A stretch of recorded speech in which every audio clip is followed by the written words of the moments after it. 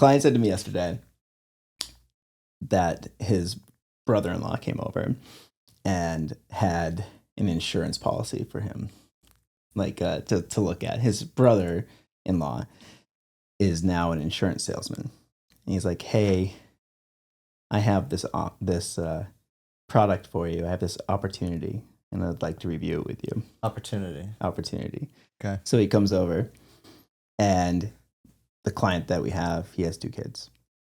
And the brother-in-law brought over this illustration showing insurance policies for the kids, 1 each, right? Okay. And they're 100 pay insurance policies. I don't know.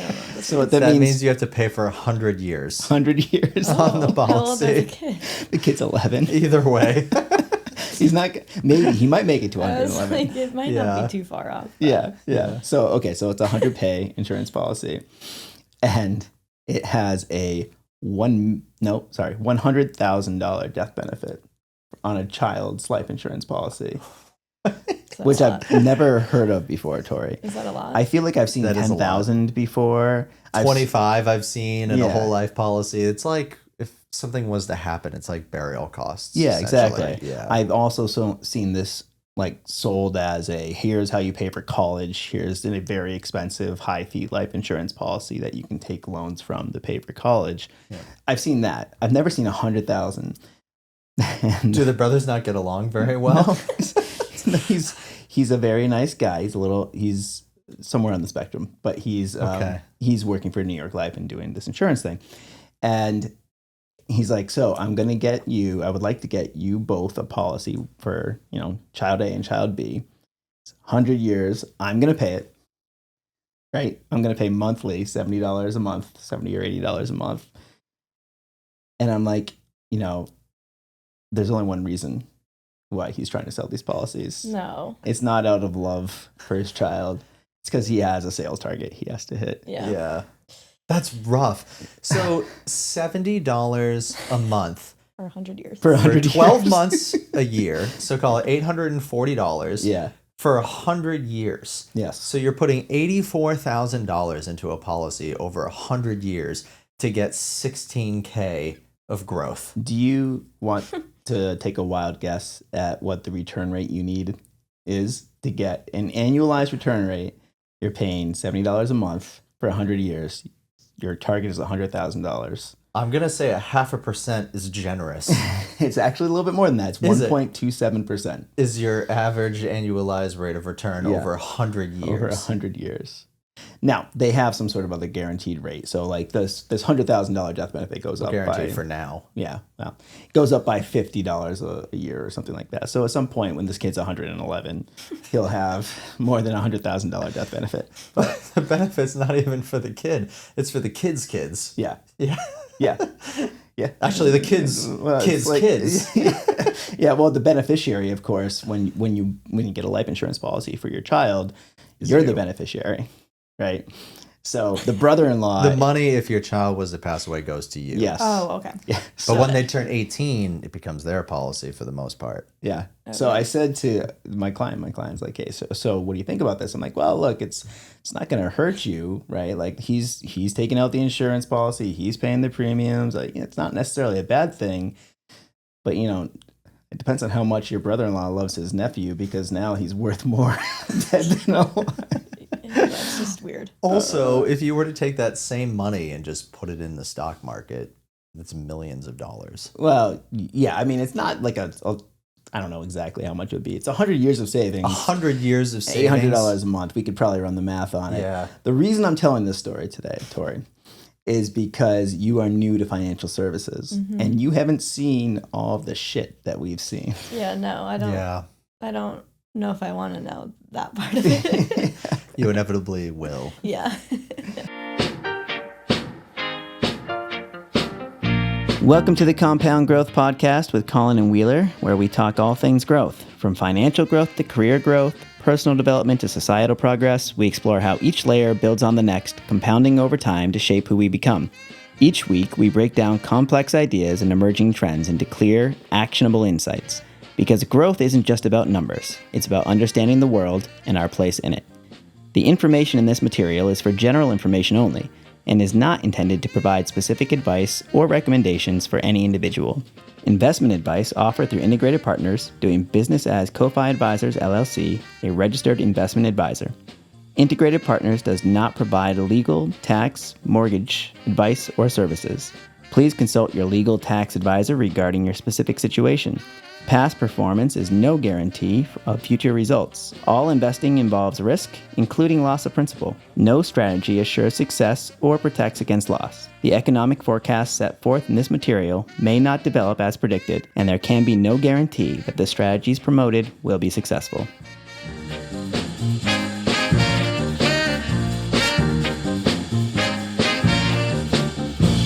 So this is our Meet Tori episode today. Tori Rothwell joining us across the studio here. We did not write an intro for Tori because on the Meet our team, we didn't do intros. Conversation, we don't do intros. So you have to explain who you are. Why do our clients know you? Why do our listeners know you? Listeners probably know me because I am behind the scenes here in the podcast studio usually. So this is a new view for me. How's it feel? It's kind of weird. Yeah. It's kind of weird. I think I like the other side better. Uh-oh. So okay. far. Camera shy. I am camera shy. Give it to the end of the episode. Yeah. You'll be asking to come back. Yeah, she'll be like, so I feel like I have a part here permanently now. Yeah, maybe. But yeah, so that's my role in this room specifically. And outside of this room in the office, I kind of do a little bit of everything, I feel. I contact clients when needed. When we need something, I'm usually reaching out to get them either scheduled or just certain things, either me or Shay. So yeah, I feel that's kind of my role here. And then I do a bunch of other stuff for marketing and, I don't know, operations. I feel as if you undersold yourself. I don't really know. I feel like you guys would have been better at explaining right, my so job than me. Here's what I would say. When I describe what Tori does, Colin, yes, I refer to her essentially as a Swiss Army knife. Right? Yep. She does all of the marketing stuff or coordinates the marketing with our marketing team. Mm-hmm. She does a lot of the operations stuff and coordinates our operations team, right? Mm-hmm. She takes on project management. She takes on technology implementation. She takes on scheduling. She takes on some client outreach. She reads my emails when I am on vacation.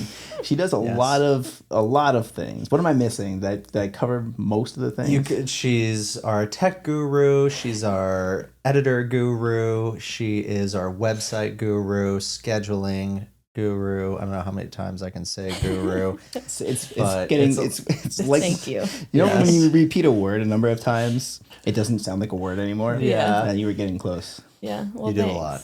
Yeah, that's good. And we're happy to have you on today. I will say I'm not the best at marketing myself, so this will be an interesting.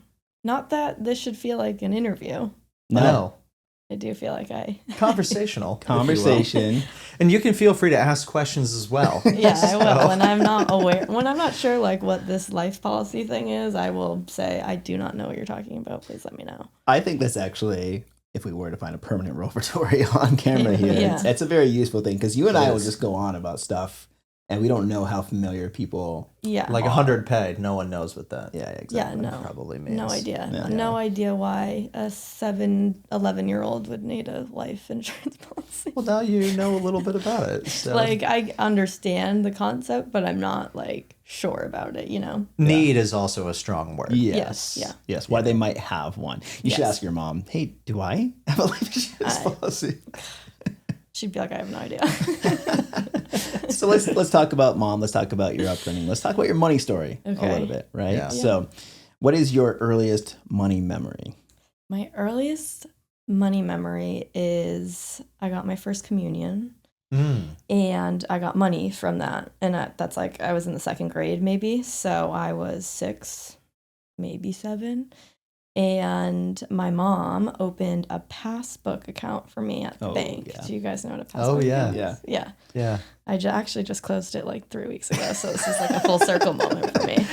She opened a passbook for me and was like, "We're gonna put this money in this passbook account, and you can, we can go to the bank together when you need something, and we have to bring this book, and you'll take money out as you need."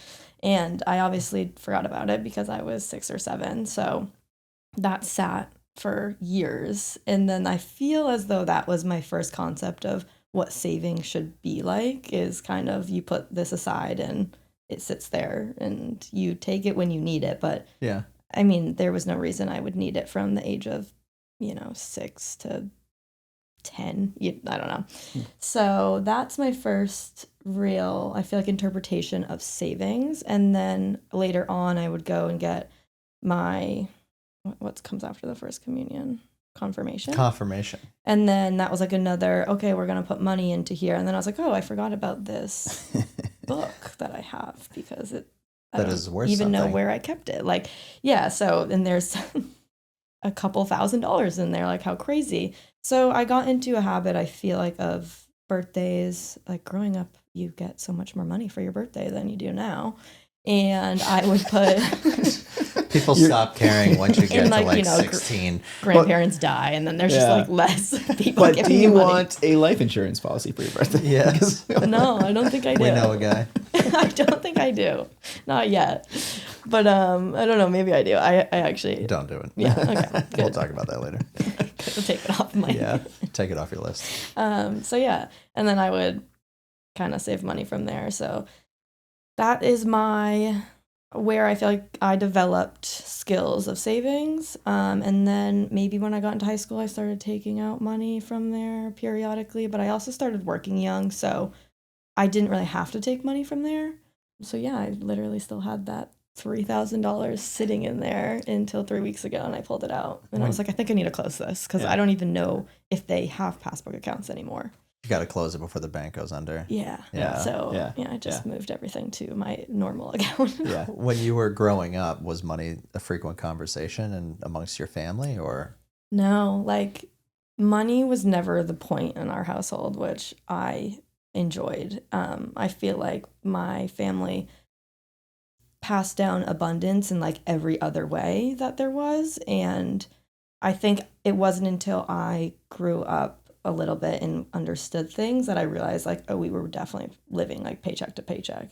And we had a very strict grocery list and never went out to eat. And those things seemed so normal for me. But then growing up, I was like, oh, I don't know, you get to a point where now your parents are making a little bit more money. I happened to be like the only one home for a little while. So I got to do all these like fun things with them. And I was like, this is normal, isn't it? And I don't know. I feel like I had to reflect back to be like, oh, that was probably a hard time for my two parents raising 4 kids in a nice little, house in a neighborhood. And that kind of changed a lot for them. So, yeah.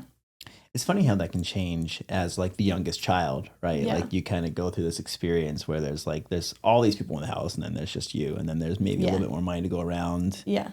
Unless there's a lot of college to pay for. Yeah, and there was. I mean, we all had like student loans, so I feel like it was more so my parents paid what they could, and then I had more loans probably than they did as like time trickled down. So the bucket got smaller. Yeah, exactly. Yeah. So that's kind of what happened there with school. But yeah, I feel that we always were, I wouldn't say frugal, because it didn't feel like that growing up. It just was never the topic of discussion. Like, we would still go and do things, but it was never like, we spent so much money on that, like, you have to enjoy this, or we're going out to eat, like, this is a privilege. Or it was never forced on us. It was just like, oh, we're going out. But going out to eat was like the 99 in Applebee's. Like, that was nothing wrong with 99 exactly. in Applebee's. And those were, and I don't think we enjoyed like going out to eat when we did. I mean, there's so many of us. Yeah. And my mom cooked every night. She would make a full meal and dessert. And then when we go out to eat, it's like, we couldn't get dessert. And like, so we'd be like, I'd rather be at home. We got the chef. Yeah. What's the point? Yeah. Like, my mom would like she was full mother, just like making us plates, and like we set the dining table, and that was our role for dinner. So I think we all enjoyed that. And when we did go out to eat, it was just kind of like, we had to be formal, we had to be polite, we had to be like, we couldn't fight. Like, there's a lot of fighting at the dinner table, or this energy. So we kind of had to put it together. Like, we had to get together. So yeah. So your mom was in a little bit of a like I mean, she mommed pretty hard Yeah. when it came to dinner and everything like that. Did she work as well, though? Yeah, she did. So my mom jumped around a lot with jobs, and then just because if she wasn't happy somewhere, she would get up and leave. Like, she's very strong-willed in that way, and just like knew what she liked and knew what she didn't like. And so she did a lot of things growing up for me. Like, she worked at a hospital and had really weird hours, so I was home alone with my dad a lot, and then that was like takeout, or like we'd either get like Little Caesars pizza, or like we'd have full on like filet mignon like every night. Like, it was No one or the ground. other. It was just like, I don't know. It's so funny because my mom is such a typical like woman of the household, and then my dad was such a typical like man of the household. Doesn't know how to cook. And I was the only one that had to. He had to serve dinner too, so it was either like the grill or pizza. Like, there was just like no in between. But yeah, so she bounced around for jobs. She worked at a hospital. She had weird hours there, and then she did at-home daycare for a while. So then after my crazy family of 4 of us, there was then 4 more children in our household that weren't related to us, but I kind of got to grow up with again. Like, it was like a second cycle of, I don't know, growing up with a whole bunch of chaos in our house.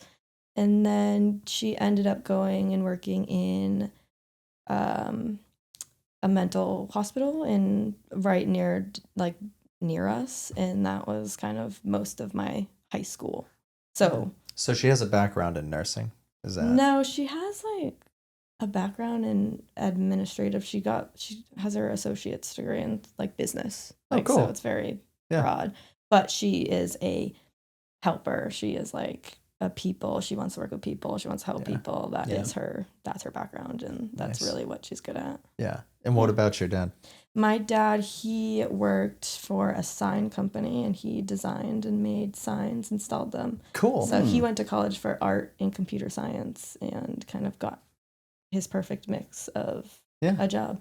He got a job out of college and stayed there until he stopped working. So stability versus your mom's. Yes. Instability. My mom like thrives off of change. My dad is such like a soundboard, like a sounding board. He's very much he's not going to change unless he had to. Yeah. That makes sense. So growing up then, you had all these changes, family growing and whatnot. You said you started working early, right? Yeah. What was your first job?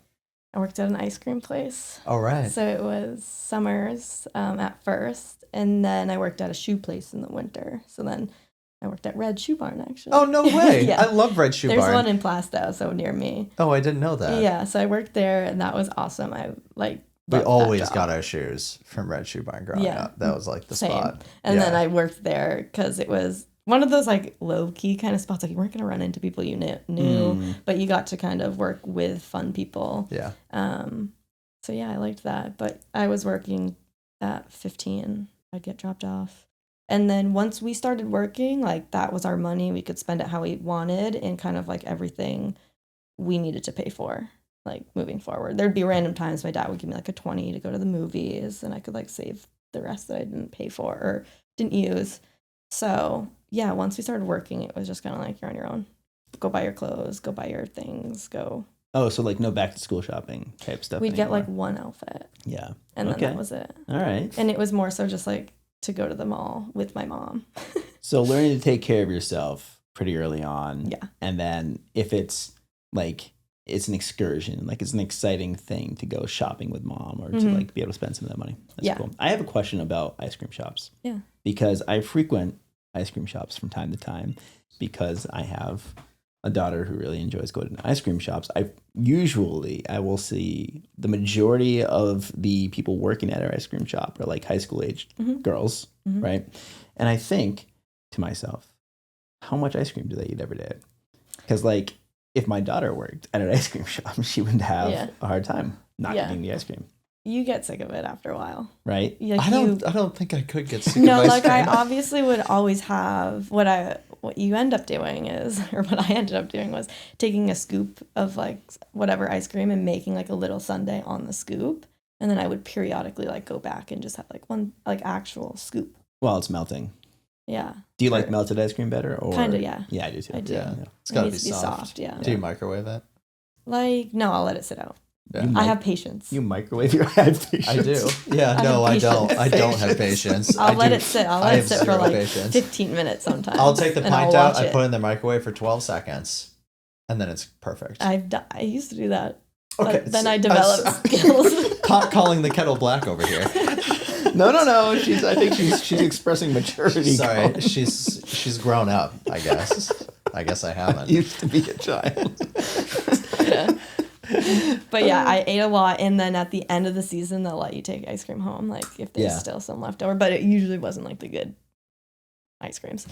But I would take like quarts home, and then I'd be like, I cannot eat any more of this. You just like give it to your brother and siblings my God. and everything. Yeah. Also, after every shift, I don't know if I was allowed to do this, but like my family would text me what they want to bring home. So I would be scooping. I'd bring home like 6 ice creams, like I was probably not making that ice cream place. I think the ice cream shop will be all right. No, they closed. They ran out of business. Yeah, no, they're still running, and it's right down the street from like in Atkinson, so it's so cute. I still drive by it every time I'm there. So it's like honestly the best first job. I think that's what Kaylee's first job was too. It's the best. Ice cream at the ice so house. fun. At the ice house. You get to meet people. Like everyone's your age, and then everyone's happy that's coming up to you because they're getting ice cream. Yeah. And it's so fun. And like, you put a little extra like sprinkle on it, and it's like you've made people's day so easily. So when did you start working with people who are unhappy? Like, what was your that's a shift, right? Yeah, like the client base or the customer base gets a little grumpier. Yeah. I don't know if I would say unhappy like people, but I will say at my last job, people were stressed. I was working around a lot of people that were stressed because it was like live events. So everyone's trying to meet this deadline that we're working with, and it's just like a little bit of mayhem. And I think that is different than the ice cream shop because it's, people, even the line would be so long. People are waiting we'll wait in that line and they're still happy to get their ice cream, where, you shift into this like really harsh deadline of real world events. And people can get unhappy, or people can get like, this needs to get done right now and you can't have an excuse about it. And it's very like, we're not saving lives here. This is cutthroat though. Yes, I get it. It's there's a deadline and this is happening, but no one's going to die here. But it causes a lot of stress and panic, and I would say unhappy people. Mm-hmm. Mm-hmm. But again, I don't think I've really been in a position where that's affected me too much. Like it's bothered me too much, because at the end of the day, I'm always just like, when people are stressed, I'm going to be fine. You're going to be fine. Yeah, when people are stressed, that kind of becomes their whole world. It does. And then people act weird like in those moments too. And totally. It's like I feel like a lot of like sorry, like apologies around certain times, and it's like, it's fine, but let's not do that again. Let's not. I'll forgive you, but I won't forget. Yeah. Yes, I can hold a grudge. That might not be something you guys know about me yet, but I can hold a grudge. I will log that. I gotta work on that. I knew that as soon as I met you. So, did you? I read people. So before your first job, you went to school, right? You already mentioned student loans. So what was the conversation around going to college at home? Like, did you guys talk about taking out student loans, what that meant, and what your goals were there? Yes, I actually was the only one in my family that said, well, what will my student loan payment be when I leave, if this is what I have to take out in loans? And my mom my dad made the money, but my mom paid the bills, if that makes sense. Like, totally. Physically paid the bills. So she like had a very good understanding of kind of like what we had. I feel like my dad was just like, whatever, more so like, we're fine, and I'm going to just go to work, and, you'll handle those things. And so my mom obviously was like, I actually have no idea. So it will probably be around, again, also my brother is 10 years older than me, so he's a great example of kind of, my mom could give me, Ryan pays this much. You might be paying that, but like school's doubled since he's gone. Literally in 10 years, it basically doubled. Yeah. And so it will be like a little different, but you have to see what you get for like FAFSA and all these things. Like very explained the process, but I never got the number. Mm-hmm. And I think if I knew that number, it could have changed things. Not really for my undergrad, but at least for my master's. Masters are always tricky. Masters is not worth it. Fair enough. At this point. So when it was... Wait, hold on. Let's back not up gloss a little bit. over that. Let's back up. Now, masters are not worth the price tag, is what you're saying. Yes. Because I feel like some of that knowledge that you received, you bring to work here. Yeah. Right. Yeah. I guess. I don't know. I have no idea because I don't know what knowledge I learned in my master's versus my undergrad. Well, let's talk about this. So you got your undergrad and you got your master's in a very expedited time. Yes. Right. So what was that? I got my master's in 1 year. So in total, between undergrad to master's was 5 years. Yes. Yeah. That's what I did too. Yeah. And it was just all like worth it to do that. Yeah. But very big commitment to like once you're in a 1 year program, it's like you can't change your mind because you're already paid for it. What were your majors? In my undergrad, I was in business and I was marketing and entrepreneurial studies. And then my master's, I did my MBA in growth and innovation. Nice. So like on my part, very broad, I would say. Very interested in all these things, but like very broad. I think maybe if I was a bit more specific, it would have helped. But I still got out of my master's and was like, I don't really know what I want to do. Sure. And I feel like that's really like the important part to nail down while you're in school of like what you want to do for a career. I mean, it's so hard. I struggle with that though because you will never know what you want to do as a career until you do a few things. Yeah. And scooping ice cream is great. Could be a good career. Could be a good career, but like that doesn't always require a master's. Totally. To scoop ice cream. Yeah. In fact, it rarely does. No. So with that being said, you have to bounce around a bit. Yeah. See, I think this is important right now in this moment of time because people are having a hard time getting jobs after school. Mm-hmm. Like they finish college and the traditional path of just like going and finding a job that summer or before that summer or that fall seems like it's not as available as it used to be. And then that forces people to sit there and reflect on like, well, maybe I'm interested in this and I should go pursue this via a master's route. Yeah. Right. And then if you say, well, that's not worth it, which is, I may or may not agree, and it's definitely your opinion, but I do think that it is a lot of money to spend, right? And understanding the consequences of that spend, like what's on the other side, what that student loan payment looks like if you are taking student loans. Yes. Did you think about that too when you did your master's? Like when did it hit you? So my undergrad, I felt like I was like, oh, this isn't as bad as I thought in money terms, like not as bad as I thought. I got a lot of help with my undergrad and I was comparing how much I had in student loans to like my friends and like the people around me. And I had significantly less because I got a lot of financial aid, thankfully, and like financial aid that I, not in loans, just in like grants and scholarships and things like that. So that was nice. And then I was like, well, I can literally get 2 degrees for the same as what most of my friends, like it was kind of like that. And it was kind of one of those things where I'm really young for my grade.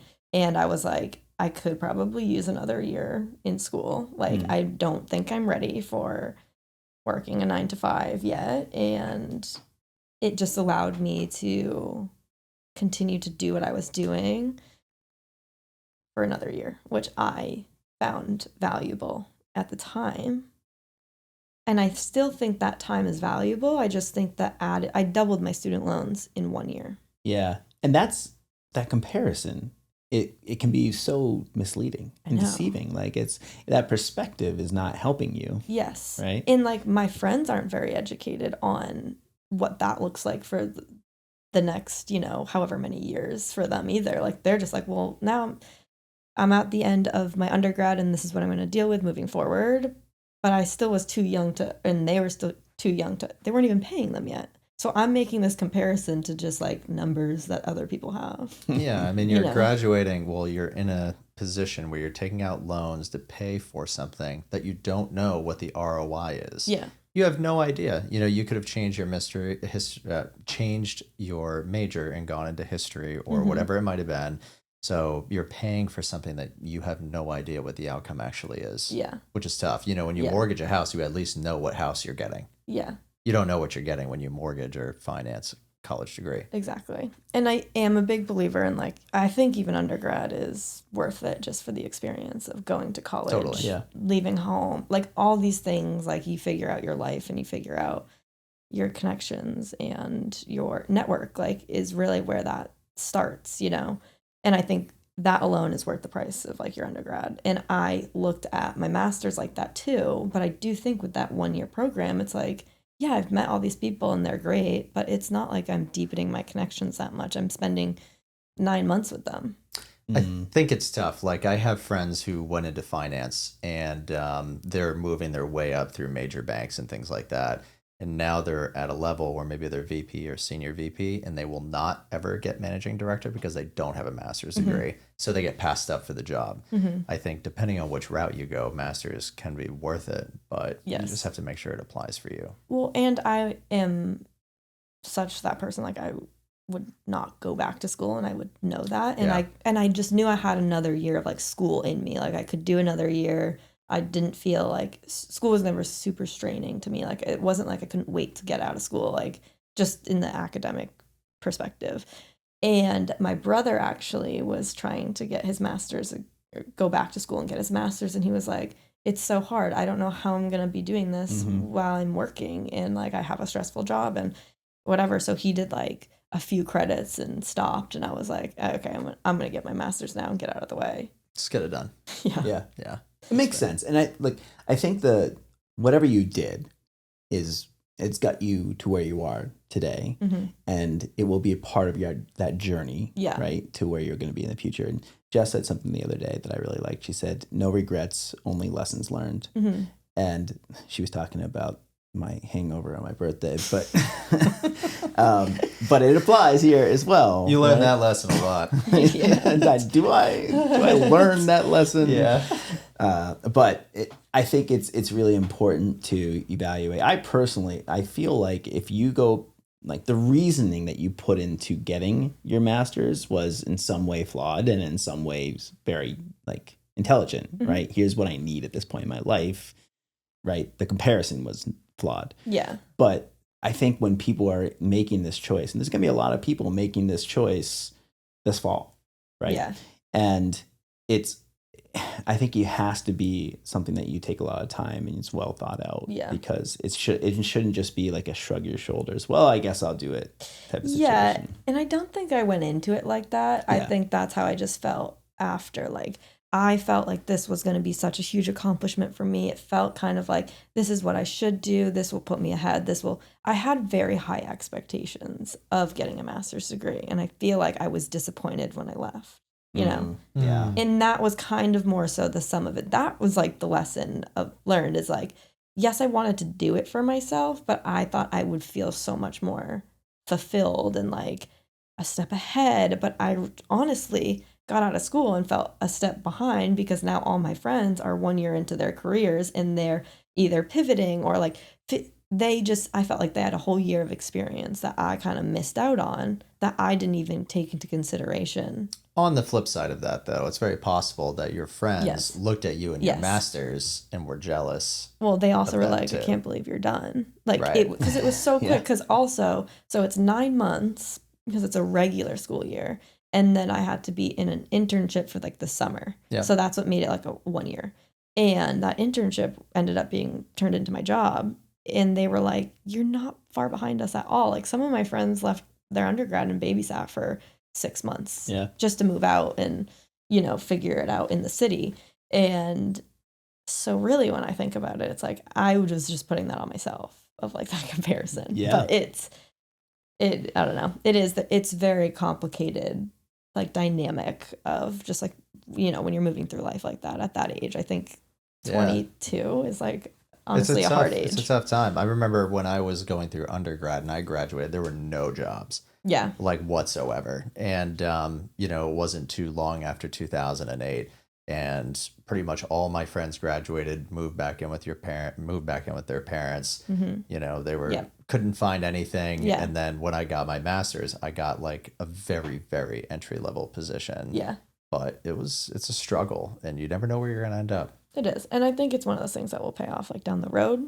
It's just like hard to see now because you're like, I don't know. You got to start. You don't feel like you're using it. It's just weird when you have your master's degree and then you still start from like the bottom, which is obviously what's going to happen. But it's like, oh, like you have this idea that it's going to get you ahead, but you have to realize it's going to get you ahead in like 5 years. Right. You know? And I think that you don't skip ahead by getting it. Yes, exactly. Mm-hmm. Which is like, yes, obviously that makes sense. Like when you think about it, but it's just such an investment and you are paying for that for 5 years before it starts paying off. So it's like, I'm going to be almost, I feel like hopefully done-ish, halfway through maybe paying my student loans by the time I start to be like, that was worth it. Congrats.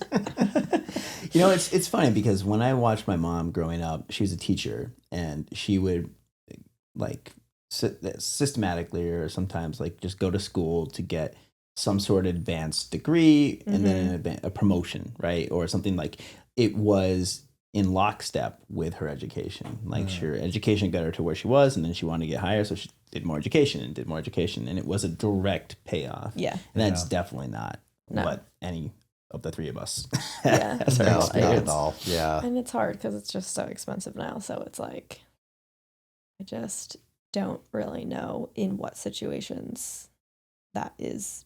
Like, it's a handful of people that it's going to pay off for. Yeah. Yeah, that's fair. It's probably people that don't have student loans. Now, would you say that the majority of your friends have student loans? I think they're like 50-50. So, do you guys ever talk about money in that? Not really. I mean, certain people, the people that I kind of grew up with. So I have friends from high school, really close friends from high school, and then really close friends from college. But they're two kind of like separate groups. There's like one person that floats between the two. And me and her actually are like very similar. So we have very similar.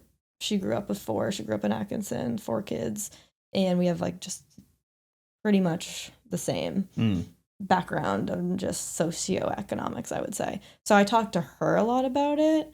But again, I don't think I realized like people had money until I got to college. And I would say some of my friends are included in that. Yeah. And not in like a bad way, but in just a way of like, oh, shit, like people don't have student loans. Like I never thought that was like a thing. I thought like standard procedure. Yes, like you take out loans to go to school. Like who can afford this? Like that's crazy.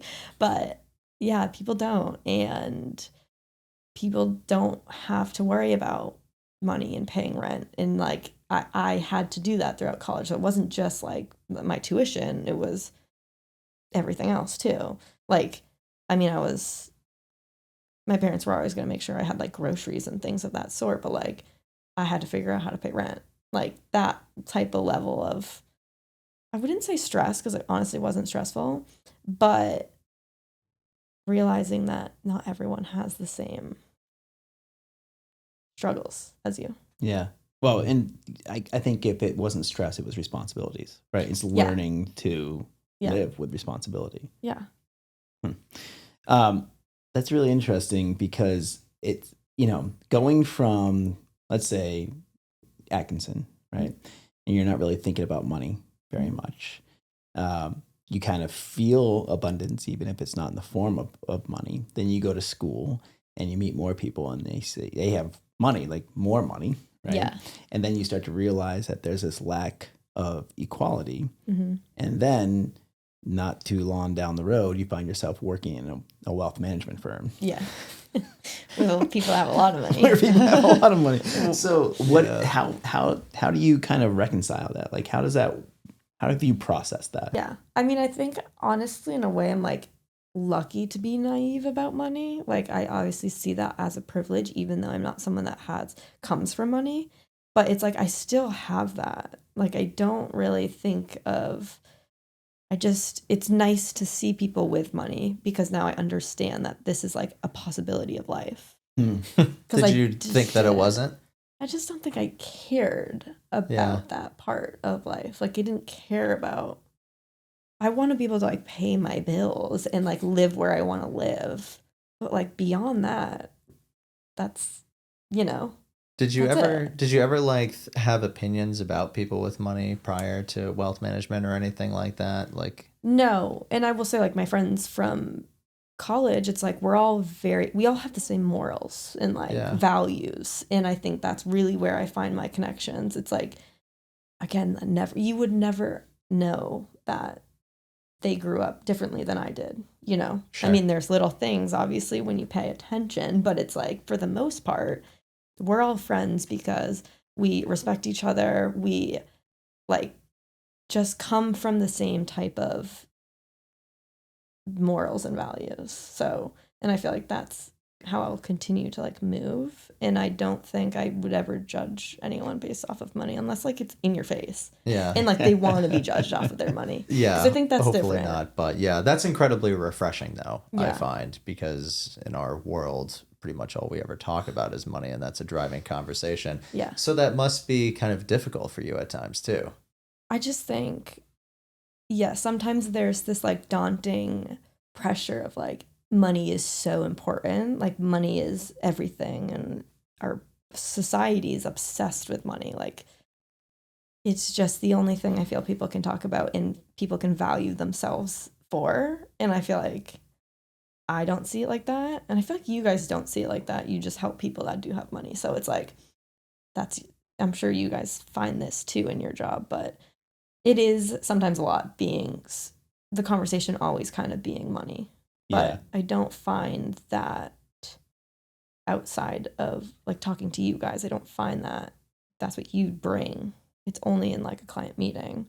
But, like, our whole job revolves around moving money here, doing all this, like, Yeah. moving, like at first I was so nervous, like, move money between accounts because I was like, this is the most money I've ever seen in my life. And like, Yeah. are you sure I can do this? And you're like, it literally can't go wrong. And I'm like, I don't know. Like, I don't know.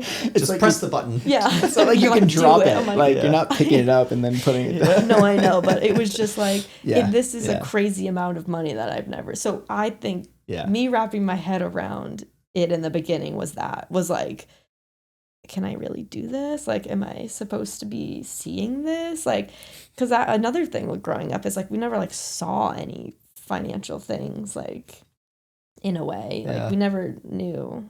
I don't know. I wouldn't know what having money is and what not having money is. Right. That's, you know, what's funny. I feel like this was part of my journey as well. I'm sure it was part of yours. You get more comfortable with larger numbers the more you Yeah. are in this world. And yeah, the first time, like, you process a wire or something Yeah. for somebody that's scary. I feel like a wire Yeah. is much scarier No, than, I'm like, talking about, like, a transferring. journal. Yeah, Yeah. I know. I was Which, like, are yeah. you sure? Look at you throwing around lingo. Yeah, I Journal. know. So you're picking up on the jargon. But 1 year in. yeah. But no, it's true. Like, I think Yeah. that's a very common kind of pathway. Yeah. Right. It is. I remember in operations, we had a client. This was like my first few weeks, and I was sitting at the front desk, and a client walked in, and this was like, I knew nothing about money at the time, and they handed me a check for like an absorbent amount of money, and I'm like, Yeah. like, just I don't want to drop it, you No, know, like yeah. it feels like a big deal. Yeah. And Because it's like life-changing money for you. Like, that, I don't know, it's just crazy. it's like, a weird feeling at first. I just need to deposit this for you like any other Tuesday. Like, you Right. know, when it's like, for Yeah. me, I'm like, I've never even seen this amount of money. Like, this is so crazy. Yeah. It's like if someone were to pull out like a suitcase full of like $100,000. That's Yeah, what it just, feels like, like. put it in Even front if of you're, you. yeah, even if it's just digitally, I'm like, whoa, like, Yeah. you know, taken back a little bit by it. Yeah. But My first experience finance, I've probably talked about this before, but I was working in the Wells Fargo private bank as a temp. Mhm. And my responsibility was, for an hour every day, was to cover overdraft charges for, like, private bank clients at Wells Fargo in Beverly Hills. Like, these are wealthy people, Yeah. right? And Yeah. every day, repeat offenders, they would just overspend on their checking account, and I would have to transfer money from one of their other accounts. And occasionally, because I couldn't get a hold of them, I would get fired if that actually didn't happen, and, like, some charge didn't go through, or there was a fee or something like that. I had to choose which account they were transferring Oh from. God. And it was like, You learned what an IRA is pretty quick, I bet. It's like, it's insane that everybody has their own relationship with money, Mhm. and it can be very detached. and sometimes in a very privileged way. Yeah. Whereas you had a somewhat detached relationship with money, but not in a privileged way. Yeah. Just more of a like, what are your values? What is important to you? It was like just safety. Like, you don't ever have to worry about this. Like, you're fine. Yeah. But like, you know, like you can't go crazy. Like we were very put in our place, I feel like, at a young age of like, you just can't. But we could always play the sports we wanted to play, or there was never like limitations. Yeah. It just was like, oh, well, we're gonna drive to our vacation spot for the weekend, or we're gonna there was sacrifices in other ways, but it was never discussed, known. Yeah. It just was like, oh, this is what we're doing for this, you know. It ended up being 3 years or whatever it is. Like, we also all kind of played expensive sports, so I don't even know. Like, that's the other crazy part, is I don't even know how my parents did that even then. Like, I don't know who can afford like raising 4 kids. Colin, take notes. Yeah, I know. I don't know if it's a lot or not, but I assume it's a lot. I've seen our clients do it, and I'm like, wow. It's just like, I don't know. And also, not even just financially, just like mentally, it's a lot. It is a lot. Yeah. So since joining Ko-Fi, if you will, has any like habits changed in your life regarding money management or anything?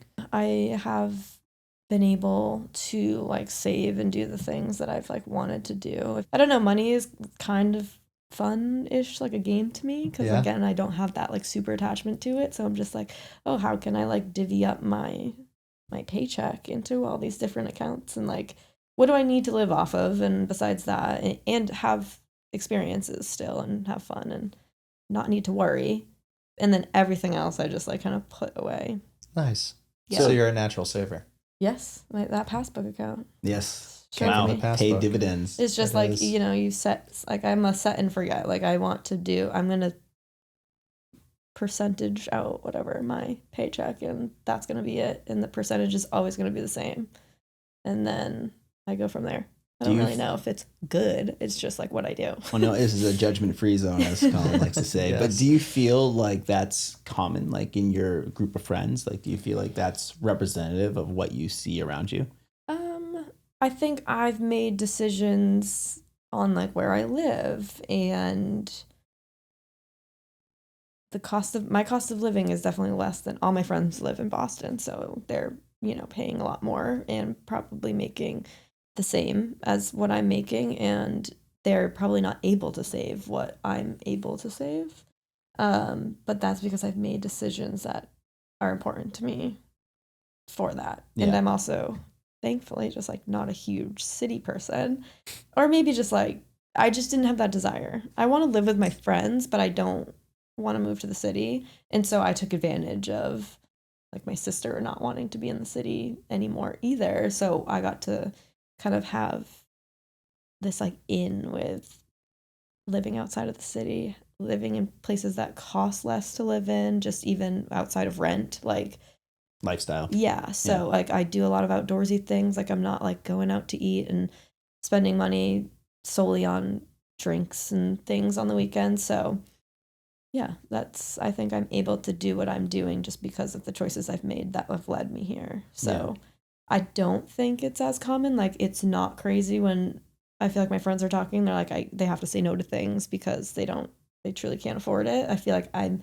very grateful that I haven't had that. Like, I haven't had to do that. And I think that's a huge goal of mine, is like not to say no to things because I can't afford them. Like, I need to be able to afford those things. Like, that is the only way I'm going to enjoy my life. You want to know what sticks out to me is you talk about how money necessarily isn't a priority and wasn't a priority growing up, but you make consistent decisions where you don't have to worry about it. Yeah. Like, you make consistently good decisions. So it's not a priority, but it is a priority to a certain extent because your decisions are being guided to prioritize the things that you want to do. Yeah.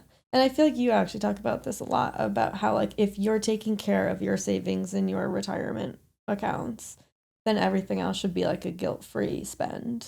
And I totally agree with that. Like, I feel like that's just that resonates what I do, but I'm also not even as stressed about making sure that I mean, I'm 24, so I feel like I'm just in a good position. You're almost 25. I'm almost It's coming up. Stop it. Quarter life crisis around the corner. I know. Yeah. I'm going to drain my retirement account. Don't do that. You said once recently, I'm gonna shine some light on you and say that you've had some car troubles. And Here we go. We were talking about like what a solution might be for those car troubles, and you said that having a car payment would be like the worst thing for you right now.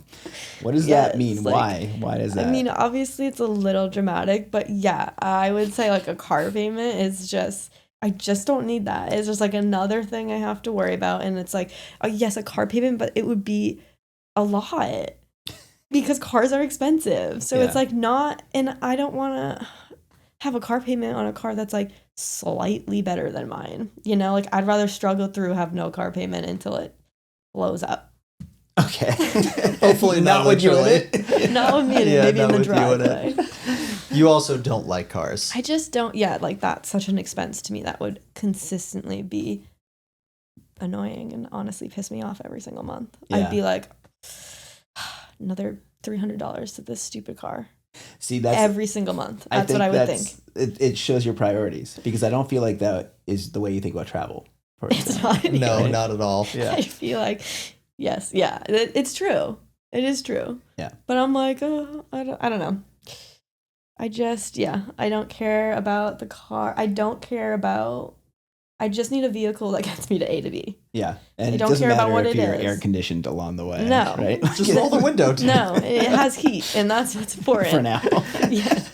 You and Kaylee are very similar. Kaylee has a car that she cannot stand, and the roof lining just fell off of it the other day. That was my old car. Yeah, and we're just driving down the road, and it just fell Yes. off randomly. Yeah. And then I'm just like, babe, like your car has a ton of miles on it. It's well over 100,000. Yeah. It has all these issues. Why don't we just replace it? And she's like, no, that's stupid. I'm not spending the money. Yeah. And I'm like, why not? Like if you really hate it that much, she complains about it, and she's just like, no, I don't want to take away from vacations. I don't want to do all that other stuff. Exactly. She was like, I don't care about cars. Don't get me anything. Yeah. And I feel like that's you. Yes.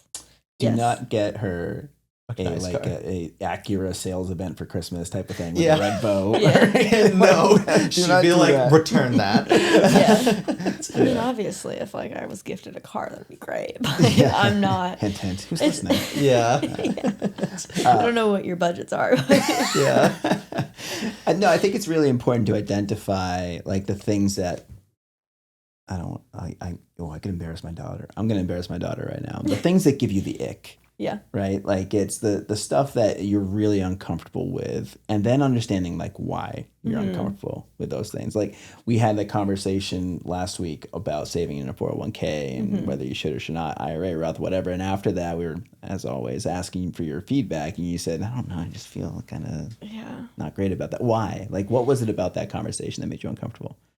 Sometimes I think it's about this idea of like retiring, and like you're lucky if you are able to retire. And it's like, okay, having all these complicated ways of saving money for retirement, when it's like, to me, it's so important to live in the present and like do the things you need to do now and like just see kind of what happens. Like, I don't know. It's just so hard to plan out life so strategically sometimes, and I feel like when we come up with these ways that are like loophole or whatever, like around what you should be doing, what could be better, what couldn't, like to me I'm like, that's so complicated, and like you're such banking on having the ability to retire and like worried about, I feel like leaving behind, like things about like leaving behind.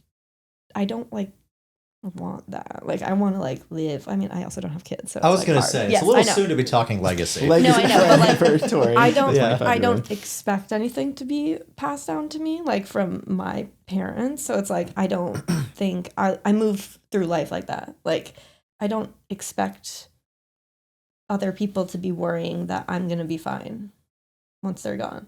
Does that make sense? It does make sense. And like I feel like I appreciate that in a way. Yeah. Like- It's freeing. Yeah, it's just Right. like take care of yourself. Yeah. And like this is your life. You want to know what this strikes a chord with me on is, and I wonder if you see this too. but a lot of our clients, are you Gen Z? Yes. Okay, so Gen Z. I get them all mixed up. What were you gonna say if he said the wrong gender? Like I don't know. I was kind of confused as to like I don't know I'm like right in that right in the middle. Yeah, it was a valid question. Gen Z and what? I don't even know. Alpha? My daughter's generation. Yeah. That one. The alpha generation. God, I always forget the name so of it. Big-headed. They are the alpha generation. I know. And then it's going to be beta after that, which sucks. Yeah. Which is that's the worst name. They should think about renaming that one. It's like you're so clearly second. Yeah, that's true. Yeah, you matter less. Yeah, for sure. That's 100%. That's going to cause some issues for sure. Yeah. I agree. Anyway, Gen Z. So you're Gen Z. Yeah. And I feel like it's this way too with younger millennials. I find more and more people necessarily aren't prioritizing retirement, but are prioritizing saving in a way where they can maximize more experiences now. And we've talked about this in other podcasts too, but you're talking about that. I just got off the phone with my sister who's talking about that. Mm-hmm. 2 client conversations in the last 2 to 3 days talking about that. Yeah. Do you see that too? I do. And that's kind of what my point with the 401k was. Like sometimes I get to the point with a client and I'm like, man, you've saved so much in your 401k and you're like 35 years old. You're doing really great if this is what you want. But like, if you continue at this rate, are you getting enough out of life? No. Right? Yeah. When I was first learning financial planning, it wasn't financial planning. It was called investment planning at Wells Fargo. But they had kind of this, and I think there's another software that does this. But essentially, it's like a thermometer. It's like a 0 to 100. Yep. And you want your results. Clients will say they want to have like 100%, success rate or whatever. And we were taught that what you really want is like 87, because if you're maximizing the long term and maximizing getting that 100. Then you're not spending enough time on now, right? You're not enjoying your life now. You're worried too much about accomplishing the goals that you may or may not be around to see later down the road. And it is a balance. It's really important to find that balance. I feel like you're doing a really good job with that balance. Thanks. You do seem very well balanced, both financially, mentally, spiritually. It's actually thanks. This is another part of your job is you bring kind of a calmness to, the office. I love when we're freaking out about something and Tori's like, why does that matter? Yeah, and we're like, it doesn't. It's good sometimes, and then sometimes I'm like, okay, I need to maybe care a little bit more. I do. Like I don't know. I just feel like I've grown up that way though. And I've grown up in like chaos too, which is just like funny because it's could have gone one way or the other, honestly, with me. And I am always like, we are not, I don't know. Let's just like, if it's not life or death, like I am not going to stress about it at all. That's great. I need to take gummies for that. Like, I don't know how you accomplish that naturally. Like yeah. Well, now I know when I'm really stressed about something, I'm just going to call you. Yeah. You can just be like, no, why honestly, does I'll be this like, matter? why are you calling me? I'll be why are you calling me? You won't even answer. Yeah. Like, why are you bringing me the stress? Great. well, clients don't need to call us or Shay. They're just called Tori. Yeah. Yeah, exactly. No, because I feel like I'm not good with clients because it's really serious to them. I think. And I'm kind of like, it's fine. Well, you have to here's what you got to do. You got to find the right balance between validating their concerns and calming them down. Yeah. Right? Yeah. That's really valuable. It so depends on the situation. Yeah. Like very much so. Like, obviously. Yeah. But I want to go back to the experience part of like my generation. Mm-hmm. And I do feel as though like that the dream of owning a home, getting married, having kids, like white picket fence is like so dead for our generation. Like I think we'll be the first generation that's like, I'll just rent for the rest of my life. Like I don't need to be in one space. I don't need to have roots. Like, I feel like that's a big thing for like millennials. It's like I gotta like put my roots down and like start a career and like be someone. Like I feel as though we don't have that as much. It's much more like, well, what am I gonna do here? And obviously this is probably the watered down version because I don't have the same perspective as everyone, and I would say I'm a little bit more free-minded, but it's more so like, what am I going to do while I'm here? And here meaning like just here, like earth. Life. Okay, got life. And just like, I feel we all have a lot of different lives that we want to live, and at this point of life, we're not sure of what path we're going to take, and it's like, well, how can I incorporate all those into my one life. Like, it's very, very different of a perspective of like moving forward through life than I think millennials had. Do you know, like, I've been here long enough to remember now that used to be what they said about millennials. Really? Millennials were never going to buy houses. They couldn't afford them. Yeah. They were too expensive, and they weren't a priority. And what I think changes this frequently, and I think that the odds are more stacked against your generation. So I absolutely hear what you say and validate what you're saying. Yeah. What I think will be interesting to see is how it changes when kids come into the picture, because kids tend to be the thing that drive buying that house and putting down roots. Because you can't bop around. Yeah. Which, definitely. But I also think well, at least for me personally, like my life goals aren't around those things. Yeah. Buying a house, having kids. If they happen, great. That is great. But I'm not. My goal in life is like to create happiness in whatever situation I end up being in. And whether that's because there's so many instances where it's like people can't have kids, or you can't afford the home, or you can't. And it's like those things can't put you like in the gutter. Like you have to figure out how like life is going to move on. If you only set goals around that and you're unable to do that, like you're setting those expectations for yourself to like let yourself down. Yeah. Like we're the only ones that set expectations for ourselves. Yeah. And that's the only reason we're going to be let down, is because we've set this expectation for our lives. You want to know what kind of strikes out to me here is your perspective on certain things. You know, the saying like roll with the punches of life. Mm-hmm. It's almost like you're rolling with the opportunities of life. It seems to me you have a very positive outlook, and you're looking at things of being like, how can I take this and run with it? Yeah. Which is refreshing. Yeah. I feel like I don't like plan. Yeah. When I was your age, though, that's another way to say this. Yeah. I don't like plan. It's like whatever's gonna happen is gonna happen, and I'll be happy with whatever happens. Like I'll find a way to be happy in those circumstances. Yeah, I mean, when I was growing up and I was your age, I didn't want kids. I didn't want a family. I was traveling, doing tons of fun stuff and all that. And then sometimes, you know, you meet someone and then life changes. Life slows down. And often it doesn't, right? Yeah. So, sometimes it doesn't. We don't know what the world will be. I'm curious. I'm really curious, genuinely, to see how your perspective changes over the next decade, and how generationally that perspective does or does not change. Yeah. Because it may not. You know, the world is constantly changing. It is harder to buy that house. Student loans are more and more of an anchor. Yeah. And the job market is different. So things are going to change a lot, and we're really happy that you bring your perspective to GoFi, and we hope that you stick around and grow with us for a while. Yeah, we'll do a 5-year check-in. Yeah, see how perspectives change. Should be like, oh my god, I moved in down. I'm going to be like, I have children. I know. Doesn't matter. You got to come back. All right, thanks, Tori. Tori. Thank you. That was fun.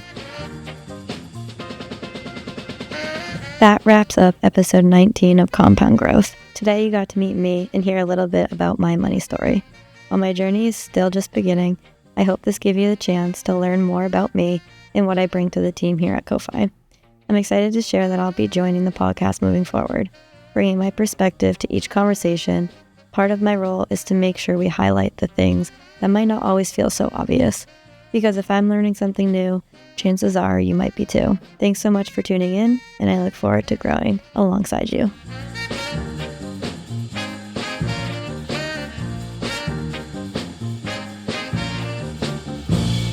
Compound Growth with Wheeler and Colin, sponsored by GoFi Advisors. Reach out today. Yay!